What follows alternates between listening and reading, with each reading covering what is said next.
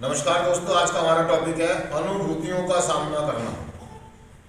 Headline है, शायद हमें यह डर होगा कि अपनी भावनाओं के साथ संपर्क करने से ऐसे एक दर्द और अति भय की श्रृंखला की शुरुआत हो जाएगी जिसे हम झेल नहीं पाएंगे। और दोस्तों एक बार मैं पैराग्राफ भी पढ़ देता हूँ, आज महत्वपूर्ण है। जब हम नशा करते थे तब हम में से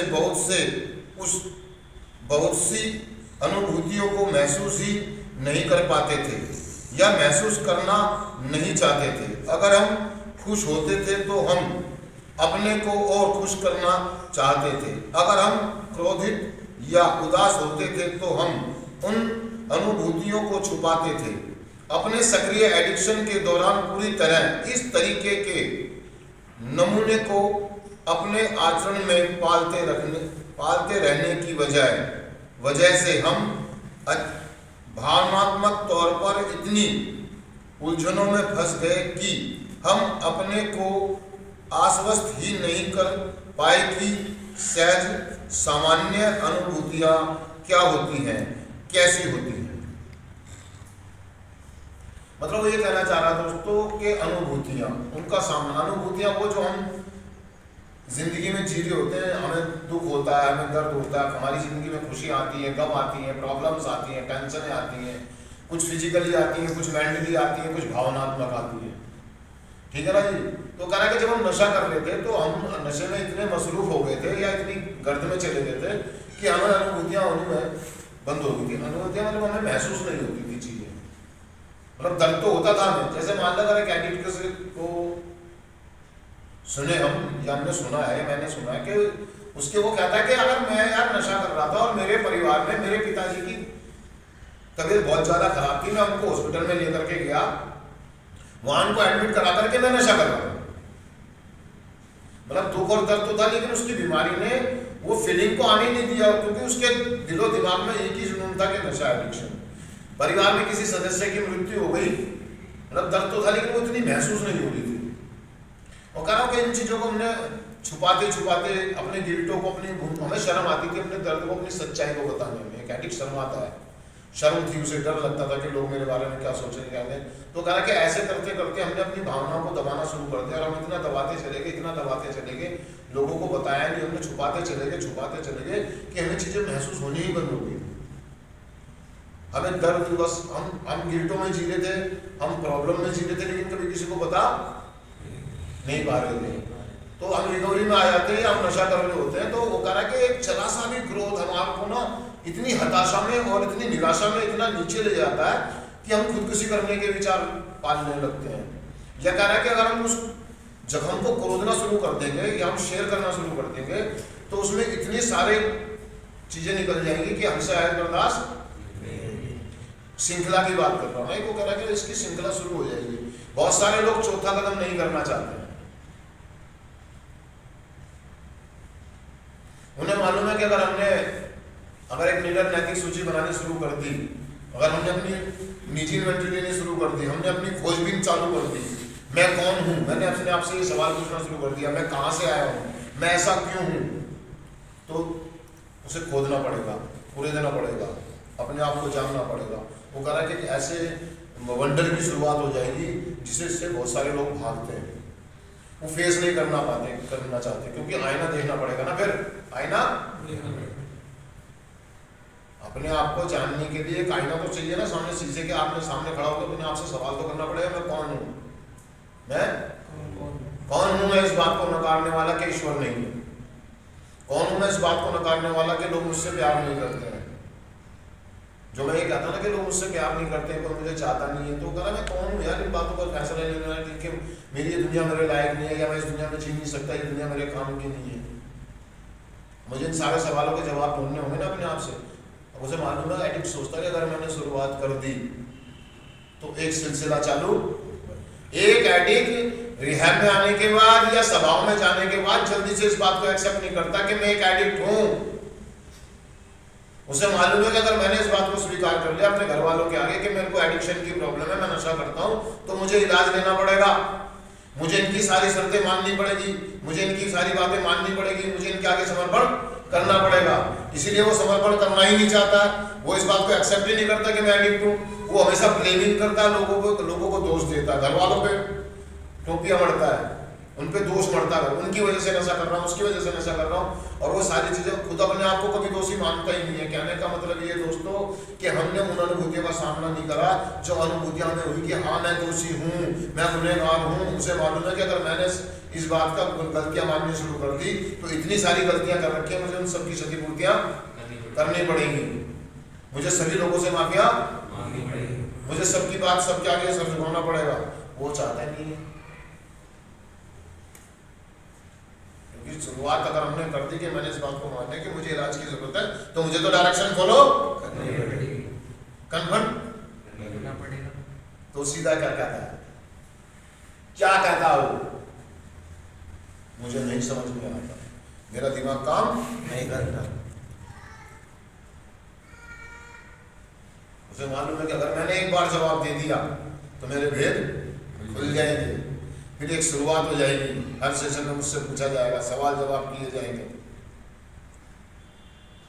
इसलिए वो क्या करता है, बोलना तो चाहता है, पता तो है, लेकिन वो दबाए रखा हुआ अपनी चीजों को। और हो सकता है वो कह रहा कि ये आपका डर, ये आपकी शर्म, आप नहीं जानते कि आपकी ये छोटी सी शर्म, ये छोटी सी झिझक, छोटा सा डर एक ऐसी चीज को दबाए हुए है जो आपको निराशा में जाने से, हताशा में जाने से बचा लेगी।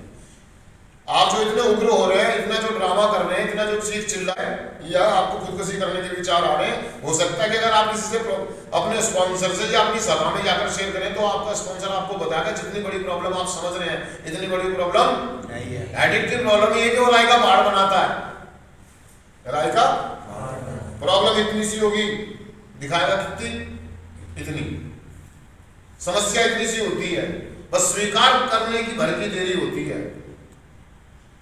वो स्वीकार ही नहीं करता, जिस दिन वो स्वीकार कर लेता प्रॉब्लम छोटी हो जाती है। जब तक वो स्वीकार नहीं कर रहा है, जब तक प्रॉब्लम इतनी बड़ी है। जिस दिन मैं इस बात को स्वीकार कर लूंगा कि मैं एडिक्शन के आगे शक्तिहीन हूँ, मेरा जीवन अस्त है, ठीक नहीं हो जाएगा। स्वीकार करने भर की देरी है। लोगों ने रस्सी का सांप बना रखा है, राई का पहाड़ बना रखा है कि जी नशा नहीं छूटता, नशा नहीं छूटता, कोई बदलाव नहीं है, कोई किसी से प्यार नहीं करता, कोई किसी को नहीं चाहता, कोई किसी की मदद नहीं करता। आप मदद मान के तो देखें। अगर आपको दर्द महसूस हो रहा है, आप अपने आप को प्रॉब्लम में महसूस कर रहे हैं, तो किसी से मदद मांग के तो देखें, किसी के आगे समर्पण करके तो देखें, किसी को स्पॉन्सर बना के तो देखें। एडिक्ट की ईगो, उसका डर, उसकी शर्म उसे झुकने नहीं देती है। जब आप अपनी शर्म और अपने डर को, अपनी ईगो को साइड कर करके किसी से व्यक्ति से अपने दिल की बात करेंगे, अपनी अनुभूतियों को शेयर करेंगे, तो आपको पता लगेगा यार मैंने एवं बेकार में को डर बना रखा था, ये तो छोटी सी बात थी, ये तो मैंने एवं राय का पहाड़ बना रखा था कि मेरे बस की बात नहीं है, मैं ठीक नहीं हो सकता, मैं कभी सही नहीं हो सकता, मैं कभी जिम्मेदारी को नहीं संभाल सकता, मैं अपने परिवार काम की जिम्मेदारी नहीं संभाल सकता, मैं बेकार हो गया हूँ, मैं नकारात्मक नहीं, यार बेकार की बातें बना रखी थी। जब आप अपने स्पॉन्सर से बात करते हैं, अपने सीनियर से बात करते हैं, अपने ग्रुप में जाके शेयरिंग करते हैं, मदद मांगते हैं, तो वो कहते हैं भाई कुछ नहीं है यार, शुरुआती दौर में थोड़ी दिक्कत है, उसके बाद आप सक्षम है यार इन सारी चीजों को करने के लिए, अपने परिवार की, माँ बाप की, काम की जिम्मेदारी, आप नशा छोड़ सकते हैं, आप एक बेहतर जीवन, आपको अप्रिशिएट किया जाता है, आपको होप दी जाती है, आपकी खूबियों को आपको दिखाया जाता है, आपके गुड पॉइंट आपको बताए जाते हैं कि आपके अंदर क्या क्या गुड पॉइंट है। एडिक्ट की प्रॉब्लम ही यही है कि वो अपनी कमियों को देखता है और अपनी कमियों को छुपा के रखता है, उन पर पर्दा, कभी भी अपनी कमियों को शेयर और देखना भी नहीं चाहता, ना तो खुद देखना चाहता, तो सामने वाला दिखाए तो सीधे से नकार देता, वो डिनाई कर जाता है कि जैसा आप सोच रहे हैं इतना कोई भी दिक्कत नहीं है। एक बार क्या हुआ, एक साइकिल वाला साइकिल से जा रहा था बड़ी तेजी से, वो एकदम से गिर गया, तो दो आदमी आए ना, भाई साहब उठो, आपको चोट तो नहीं करा, हट जा पीछे, मैं उतरता ही ऐसे हूँ। हर एडिक्ट की यही प्रॉब्लम, वो गिरा हुआ है, चोट लग गई है, उसको कोई सामने वाला बंदा हट जा पीछे, मुझे कोई दिक्कत नहीं, मैं साइकिल से उतरता ही ऐसे। वो कहना चाहता है कि दर्द है, उसको चोट लग गई है, लेकिन उसकी शर्म, उसका डर, उसकी ईगो क्या कह रही है, मैं तो उतरता ही ऐसे हूँ भाई साइकिल से, ये तो मैं उतरा हूँ, गिरा थोड़ी हूँ, मतलब एडिक्ट कभी मानेगा ही नहीं इस बात को कि मुझे प्रॉब्लम है। अनुभूतियां हो रही हैं उसे, वो दर्द में है, प्रॉब्लम में है, दुखी है, परेशान है, हताशा में है, निराशा में है, डिप्रेशन में है, परिवार के लोग एक एक करके दूर हो रहे हैं, दर्द में है, लेकिन झुकना नहीं चाहते हैं, क्योंकि उसे मालूम है अगर मैंने अपने दर्द को शेयर कर दिया तो उसके लिए मतलब देगा सामने वाला, वो मेरे को लगाना नहीं है। क्योंकि एक एडिक्ट किसी का एहसान लेना उसकी ईगो आड़े आ जाती है, और जब तक हम समर्पण नहीं करेंगे, हम सामने वाले को अपनी दर्द, अपनी प्रॉब्लम शेयर नहीं करेंगे तो मदद कहाँ से मिलेगी यार? मदद कैसे मिलेगी? हम अपना स्पॉन्सर नहीं चुनेंगे, किसी को अपना हराज नहीं बनाएंगे, अपने दर्द, अपनी अनुभूतियां शेयर नहीं करेंगे, अच्छी या बुरी, अच्छी या बुरी, हमें दोनों शेयर करेंगे। वो कह रहा है कि हम खुशियों को तो डबल करना चाहते हैं, दर्द को क्यों नहीं बांटना चाहते? हम खुशियां तो बांटते हैं, हम खुशियां तो, वो आज मेरे भाई की शादी, भाई आ जाइयो, वो मेरे बच्चे का जन्मदिन आ जाइयो, आज मैं पार्टी दे रहा हूँ, आ जाना।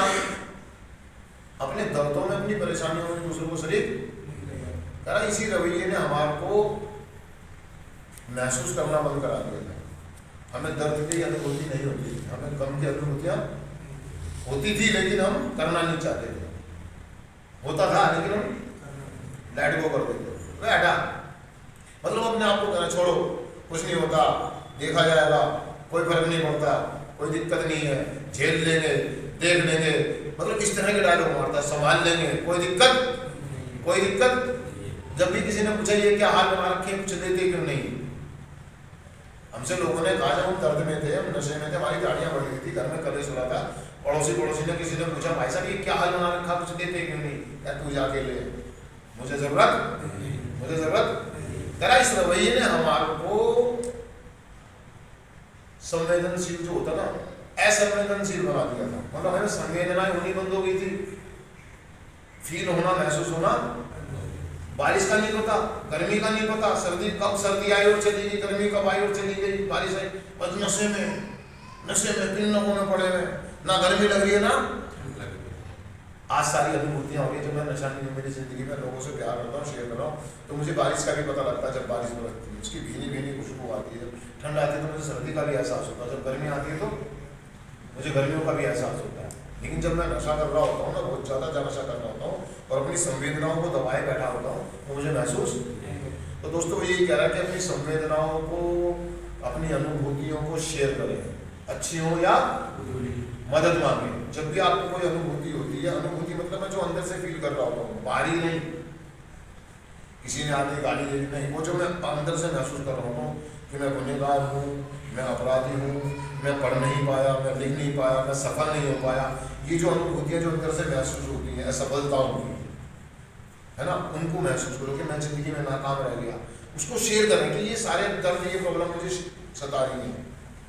जब आप मदद मांगते हैं उसके लिए, तो आपका स्पॉन्सर आपको बताता है कि बस इतनी सी बात, आप कहते हैं मेरी तो इतनी बड़ी लग रही है, आप इतनी सी बात, क्योंकि है ये इतनी सी बात। जो चीजें मेरी क्षमताओं से बाहर है, उनके लिए क्यों परेशान हो रहा हूँ? मैं एक्सेप्ट क्यों नहीं करता कि मैं इन्हें नहीं बदल सकता? मैं उन चीजों को बदल सकता हूँ जो मेरे बस में है, मैं उन चीजों को ठीक कर लूँ। मेरा आज और अभी मेरे बस में है, मेरा पास्ट चला गया मेरे बस में, उनके लिए मैं माफिया मांगता हूँ।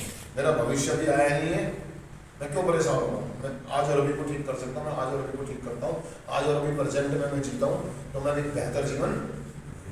तो दोस्तों मैं चिंतन पढ़ देता हूँ एक बार, सिर्फ आज के दिन। अब मैं बेचैन कर देने वाली भावों जिनका मैं बार बार अनुभव करता हूँ से दूर रहूंगा, से दूर नहीं भागूंगा। मैं अपने सुधार संगठन के दोस्तों की भरपूर मदद लूंगा, जिससे मैं अपने अनुभूतियों का सामना कर सकूं। शुक्रिया दोस्तों, थैंक यू।